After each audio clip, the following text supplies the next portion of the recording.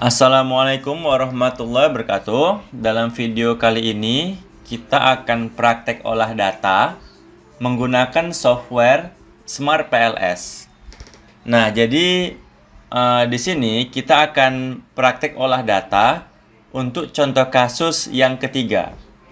Judulnya pengaruh budaya organisasi terhadap kinerja, ya. Di mana ini budaya organisasi ini merupakan variabel laten yang diukur dengan pendekatan namanya second order reflektif. Begitu juga kinerja merupakan variabel laten yang diukur dua tahap, ya, second order. Ini reflektif formatif, yang ini second order reflektif formatif. Oke, kita langsung aja praktek biar lebih mudahnya. Oke. Pertama di sini saya menggunakan Smart PLS versi 4. Datanya sudah saya siapkan. Jadi di sini ada variabel budaya organisasi, ada kinerja. Nah, untuk budaya organisasi itu ada 3 dimensi, BO1, BO2, BO3. Untuk kinerja juga ada 2 dimensi, Kin1, Kin2. Nah, masing-masing dimensi ini dia punya indikator. Seperti dimensi BO1 punya 2 indikator, BO11, BO12. Sampai dengan kinerja pada dimensi Kin2 punya 4 indikator. Kin21, Kin22, Kin23, Kin24. Oke, ya. Nah, tahap pertama adalah kita buat file apa dulu ya? Teks dokumen. Saya buatnya di sini aja ya. Di sini juga bisa. Misalkan ini namanya data latihan 3 ya, dia. Oke. Kemudian data yang di Excel ini saya pindahkan. Ini ya, dari BO1 ini dia. Di sini jumlah respondennya kita lihat ada 189 responden ya. Kemudian ya jumlah pertanyaannya semua ada 16. Oke, kita copy semuanya nih. Oke, kita copy. Kemudian kita pindahkan ke dalam teks dokumen tadi. Jangan lupa di save. Dah, ya seperti itu ya. Nah, sekarang ini Smart PLS versi 4. Saya gunakan Smart PLS versi 4. New project, kemudian buat aja di sini latihan second order kasus ketiga. Nah, udah ada ya? Latihan 3 second order. Oke ya, create. Kemudian kita pilih import datanya. Tadi kita buatnya di D, nah ini dia. Oke, open. Kemudian import. Nah, ini datanya berhasil diimport ya. Kemudian pilih back. Kemudian create model. Nah, kita beri nama di sini PLSM, di sini PLS. Kemudian kita save. Oke, nah ini dia. Nah, sekarang kita coba gambar modelnya seperti ini. Nah, pertama tadi ingat teman-teman, kita mau buat variabel yang budaya organisasi dulu. Ya, tapi di sini ada 3 dimensi. BO1, BO2, BO3. Maka di sini kita buat laten variabel, kita geser. Ini kita buat BO1. Di sini kita buat BO2. Di sini BO3. Di sini budaya organisasi. Nah, itu dia ya. Kemudian ada lagi kan di sini kinerjanya. Dimensinya dulu kita buat ya, Kin1. Di sini Kin2. Di sini kinerja ya. Nah, kita mau gambar seperti ini. Nah, ini dia, seperti ini mau kita gambar. Oke. Kemudian nah, kita masukkan indikatornya. Ingat ya, ini contoh kasusnya adalah tadi ingat reflektif formatif ya. Jadi reflektif formatif. Jadi reflektif dulu. Nah, teman-teman, reflektif itu menurut teorinya ya di Hare, ini dia. Kalau reflektif itu panahnya dari induk ke kotak. Nah, dari induknya ke anaknya ini reflektif. Kalau formatif, dari anaknya menuju ke induk. Nah, karena ini kasusnya reflektif formatif, berarti reflektif dulu dia.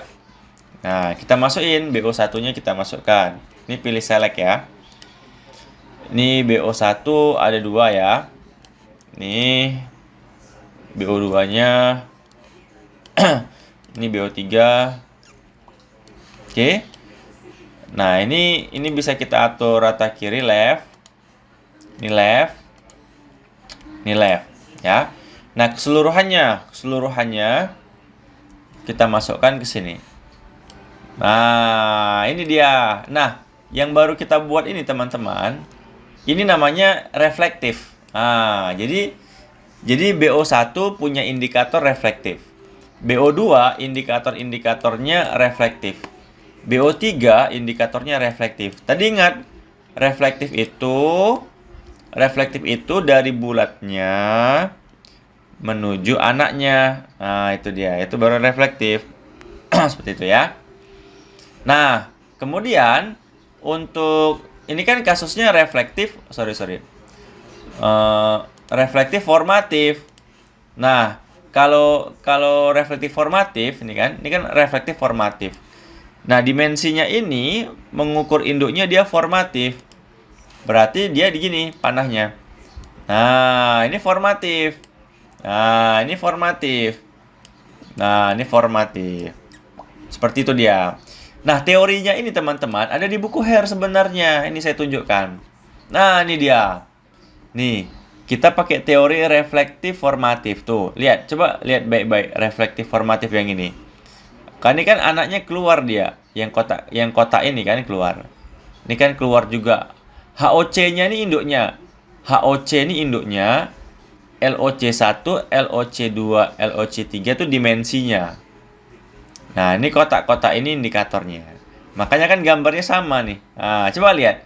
Ini kan panahnya kan dia keluar nih. Nah, ini kan keluar dari BO1, BO2, BO3, dia kan punya indikator panahnya keluar ke kotak ini. Ini kan tadi kan. Nah, kemudian dimensinya ke induknya LOC1 ke induknya HOC. LOC2 ke induknya. Nah, ini. Nah. Oke ya, paham ya? Ini dia. Nah, begitu juga untuk kinerjanya, tinggal kita masukkan. Ini kin 1-nya di sini, kin 2-nya di sini, induknya di sini. Oke. Nah, ini dia induknya. Ini apa ya? Right, left. Nah, kemudian yang formatif tarik. Ini di sini. Nah, ini dia. Nah, gitu dia. Ya. Jadi teman-teman, kita udah buat. Jadi, budaya organisasi ini, ya cara baca. Budaya organisasi ini, dia diukur 2 tahap. Nah, second order, 2 tahap. Tahap yang pertama dia diukur menggunakan indikatornya. Indikator ini bersifat reflektif, ya. Setelah diukur dengan indikator, diukur lagi dimensi. Dimensinya ini formatif karena panahnya menuju ke induknya. Begitu juga kinerja. Variabel laten kinerja ini dia diukur 2 tahap. Kinerja yang pertama diukur menggunakan indikator. Nah, ini kan panahnya kan dari bulat ke indikatornya, makanya ini namanya reflektif. Setelah dari indikator ke dimensi. Nah, dimensinya panahnya ke induknya kinerja, maka formatif. Maka judulnya tadi ingat reflektif formatif, ya kan? Nah, ini dia reflektif formatif. Oke, seperti itu ya.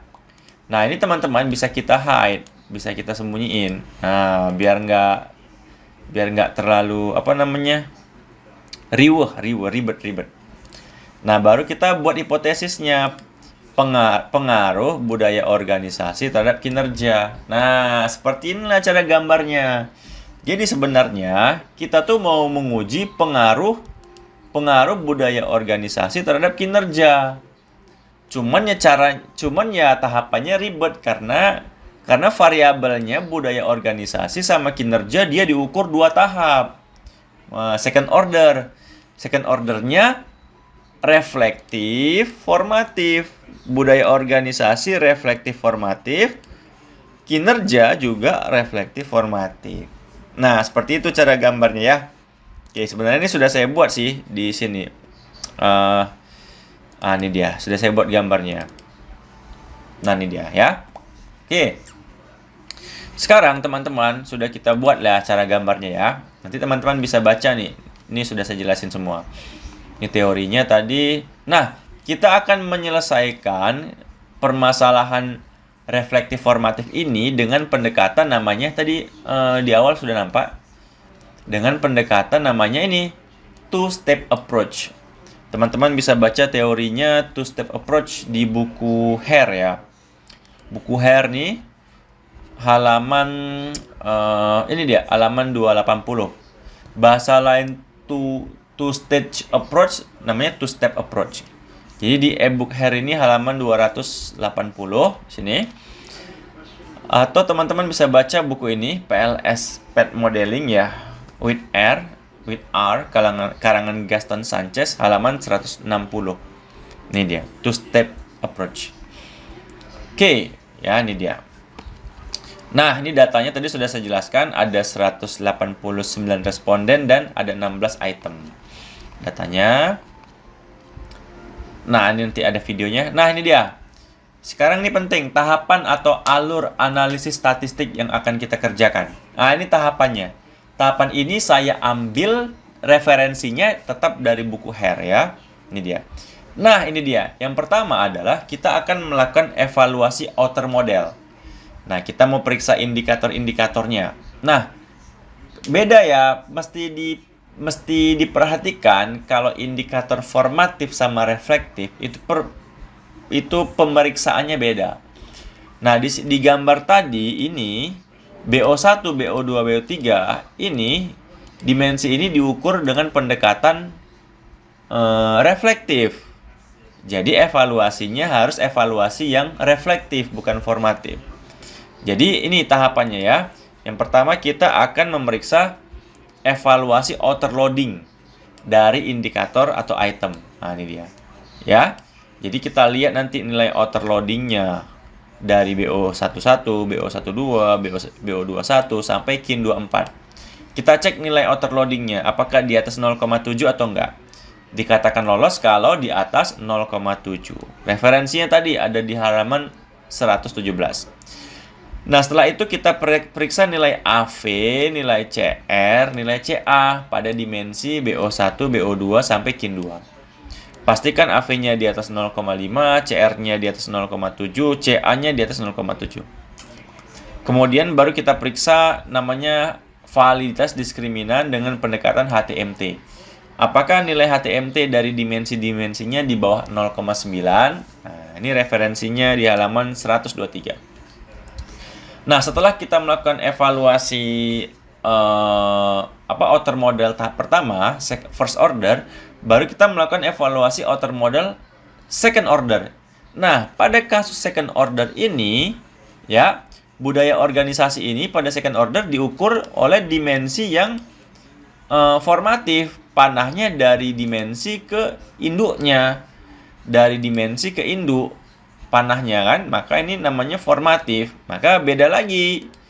Kita nanti periksa nilai VIF. Nah, varian inflation factor VIF dari dimensi BO1, BO2, BO3, KIN 1, KIN 2. Dikatakan lolos kalau VIF-nya di bawah 5. Ini referensinya. Kemudian baru evaluasi signifikansi outer way pada dimensi BO1, BO2, BO3 sampai KIN 2.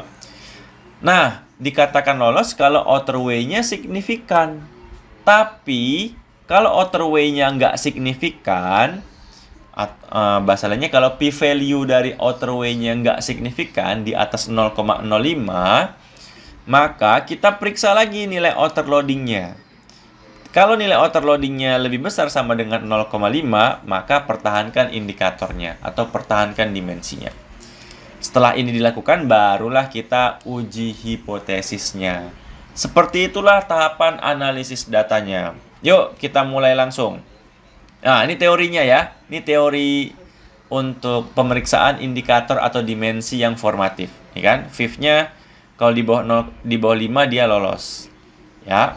Kemudian kalau outer way-nya signifikan dia lolos, ya. Tapi kalau nggak lolos outer way-nya, periksa apakah outer loading-nya di atas 0,5. Ini teorinya di buku Hare nih.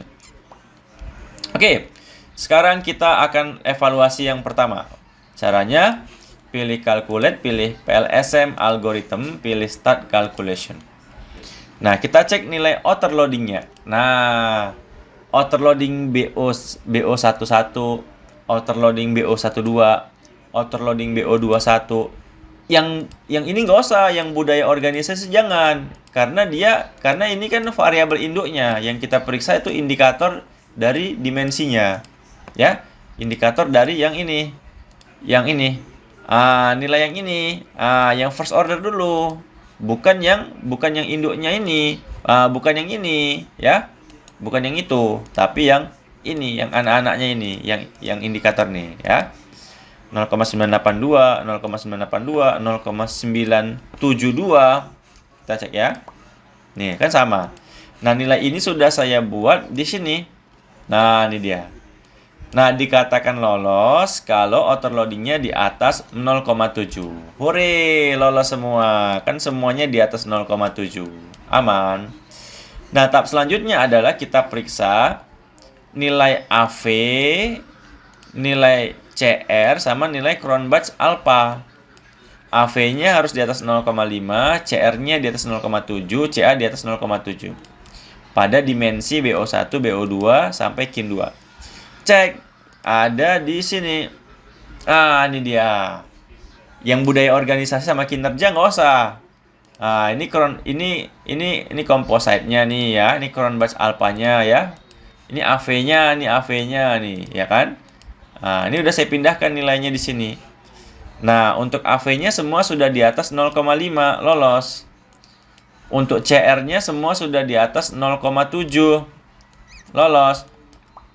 Untuk Cronbach alpha-nya semua sudah di atas 0,7, lolos. Ori, aman. Baru kita periksa namanya discriminant validity HTMT. Ini dia. Ini harus di bawah 0,9. Nah, itu bisa kita cek di sini. Nah, teman-teman jangan terkecoh, jangan lihat yang budaya organisasi ini. Tapi lihat yang dimensinya, sesama dimensinya. Nih. Jadi yang kinerja ini dihapus, ini nggak pakai ya, sebaris ini nggak pakai. Ini juga nggak pakai. Nah, itu sudah saya rapikan, ini dia. Nah, ini dia. Semua nilai HTMT dari dimensi-dimensinya di bawah 0,9. Berarti sudah lolos. Alhamdulillah. Nah, yang kita lakukan ini namanya evaluasi first order. Baru kita lanjut evaluasi second order. Teman-teman, ingat, di sini kita menggunakan pendekatan namanya two-step approach. Nah, jadi karena kita menggunakan two-step approach, kita harus ambil skor latennya dari masing-masing dimensi. Nah, di sini teman-teman, saya buat yang baru nih. Nah, kita cetak dulu nih, outputnya. Kita cetak outputnya di sini ya. Sini kita buat, ini namanya output first order. Nah, ini dia. Oke, kita cetak dulu. Output first ordernya kita cetak. Nah, kemudian kita ambil skor variabel latennya. Ini dia, laten variabel. Ini kita ambil nih. Ini skornya nih kita ambil ya. Ini skornya kita ambil. Skor dimensinya kita ambil. Nih. Kita pindahkan ke sini. Nah, ini dia. Kita ambil. Nah, ini namanya skor laten. Nah, untuk second order nanti jumlah datanya tetap sama 198 kalau kita lihat ya. Nih kita lihat. Semuanya ada 198. 189, sorry. Jumlahnya 189 ya, sorry. Saya salah. Iya, 189. Jadi saya rubah nih jumlahnya 189. Nah, ini ya. Nah, data ini sekarang kita copy semuanya, ya. Nanti kita copy, kita pindahkan di sini, kita buat teks dokumen yang baru. Kita buat data latihan 3 yang second order. Nah, kita pindahin. Nah, inilah dia. Ini untuk pengujian selanjutnya untuk second order. Nah, kita buat nih, kita keluar ya. Sekarang kita buat project baru. Tadi di mana ya? Kita buat project baru. Di sini aja kita buat. New PLS model ya. Kita buat nih. Ini PLS second order. Nah, sekarang kita buat yang dimensinya sekarang. Di sini kita buat variabel latennya kan budaya organisasi. Kemudian, tunggu, kita import ini nggak apa? Ini kita save dulu ya. Kita jangan lupa import data yang tadi, import data yang second order tadi. Ini dia, data latihan 3 second order. Oke. Nah, ini dia ya. Sekarang ini yang dimensinya sekarang. Nah, ini yang mau kita pakai ya. Nih, kemudian kita balik lagi ke sini. Ini kita ganti yang second order nanti ya. Oke, budaya organisasi sama tadi kinerja ya kan? Ya, kinerja. Nah, kinerja. Sorry. Baru kita pindahin. Nah, sekarang dimensinya jadi indikator. Seperti ini dia. Inilah dia two-stage approach. Nah, ini 2 tahap. Ngeranya 2 kali dia. Nah, baru kita buat pengaruh budaya organisasi terhadap kinerja. Nah, jadi deh seperti ini. Nah, ini udah saya buat nih di sini tadi. Di sini. Nah, ini dia ya.